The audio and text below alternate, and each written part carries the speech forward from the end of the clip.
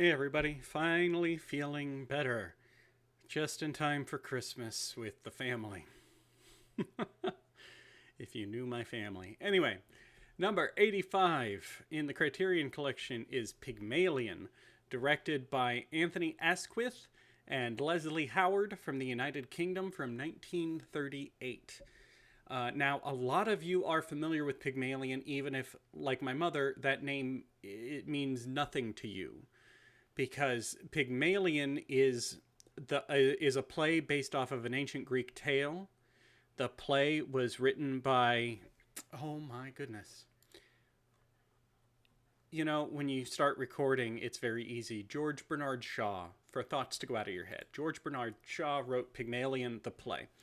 The ancient Greek myth is essentially a sculptor sculpts his perfect woman and asks a god to bring her to life for him. Pygmalion is a modern adaptation of that. However, 1938, so modern. Pygmalion is the story of an aloof man with poor social skills who is an expert on pronunciation and grammar, named Professor Henry Higgins. And he kind of enters into a bet with a fellow scholar of the spoken word.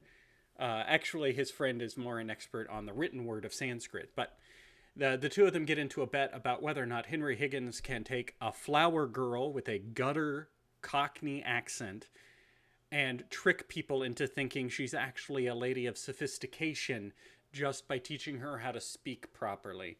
And then, of course, the point of it as the thing goes on, he discovers he's fallen in love with her, except he's not good at emotions, so he's still kind of a bastard, but they have feelings for each other.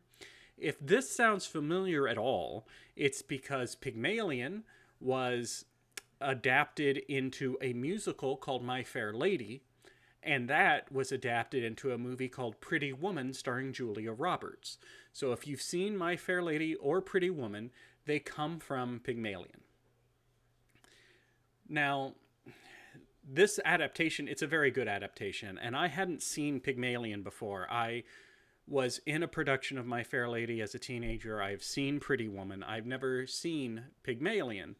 So, but I knew that those two were adaptations of it. I didn't realize Pygmalion. I'm going to say this backwards because of my exposure, right? I saw My Fair Lady first, then I saw Pygmalion. I'm aware Pygmalion came first. My Fair Lady is essentially Pygmalion without the musical numbers. That's it. That's the only difference. Almost all of the dialogue is the same. They just added musical numbers to make My Fair Lady. Pretty Woman is a little different because, you know, Pretty Woman, she's a prostitute. It's still an adaptation of the source. It's not as close. So I was a little surprised by how very much like My Fair Lady was. I thought there would be more changes in the adaptation, but it's almost a strict adaptation, adding songs. Okay. Uh, there's nothing particularly noteworthy about the film work in this. It's serviceable. It's good. It does its job well. Just nothing of it stands out. It is perfectly decent.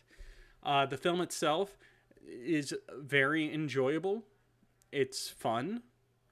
I don't know. It's a decent time, right? I can see this is a play and then an adaptation that has had an impact. This adaptation actually, George Bernard Shaw apparently had issues with his work being adapted poorly previously. And so when the directors came and asked him if they could adapt this one, he was very reticent. But they convinced him by allowing him to have a lot of say during the adaptation process. And he even wrote new characters and new scenes from his play to the movie, because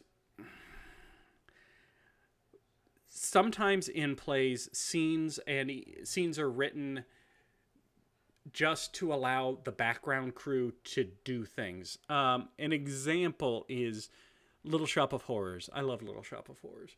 In the musical stage play of Little Shop of Horrors, there's a song called We're Closed for Renovation Today. The whole point of that song is to give them time to update and change the set so that the flower shop sees looks more successful and you see the plant is growing. The whole point of that song is a transition. That song doesn't exist in the movie because you don't need to do that transition in the movie. You just cut and now it looks different. So stuff like that was dropped in this adaptation. And then George Bernard Shaw put in some new material. So that's cool. I do love when the original author plays a strong hand in adapting it. That is usually a sign that you're in for a good time. If they maintain some degree of creative control, odds are the final result won't be super tonally different from the source material. You get what I'm saying? Because it is very natural in doing an adaptation to want to put your own spin on a thing. It is human nature. It's not what we should do when we're doing an adaptation, but it is very normal and happens all the time where people are like, oh my gosh, this is my favorite book or my favorite play or my favorite whatever. And now I get to make a movie out of it. Let me just fix the one or two little things that bother me. The problem is those things that bother you might be the things that your audience loves. So adaptations can be a tricky business, and having the original creator play a strong role in your adaptation can help maintain the consistency of the product. That's my opinion. That's what I've got to say about that. So this was number 85 in the Criterion collection. You would think that next time we would be talking about number 86, but we are not. We will be skipping to 87. I've mentioned a couple of times before, super quick. Criterion Collection sometimes does bundles of films as an entry, and then the individual films in that bundle are later entries. And so I'm kind of having to do this on a case-by-case basis. Number 86 is called Eisenstein: The Sound Years, which consists of 3 movies. Number 87, 88, and 88. They have 2 88s.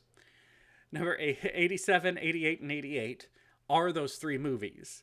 So, like, I'm not going to watch and review 3 movies for 86 and then review them individually for 87, 88, and 88. 2 88s is weird. It is a 2-part film. Anyway. So we'll do an 87, we'll do an 88A, and we'll do an 88B. That'll be the plan. So next video you see won't be an 86. It will instead be number 87, a film called Alexander Nevsky by Sergei Eisenstein from the Soviet Union in 1938. It'll be our first Soviet Union film, I believe. So, no, actually, because we had that one, I'm never going to remember the name of it now, but we had the one about the guy who, Andrei Rublev. That was from the Soviet Union, and we did that quite a while ago. But anyway, so we're returning to the Soviet Union for our next film.